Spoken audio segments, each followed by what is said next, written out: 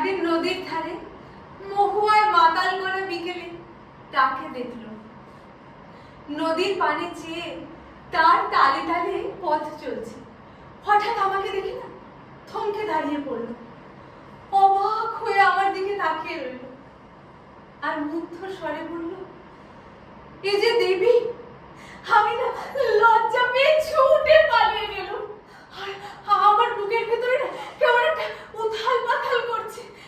তারপর জেনে আমাদের আবার দেখা হলো, কতবার দেখা হলো, নদীর ধারে, পাহাড়ের উপরে, জঙ্গলের ভেতরে।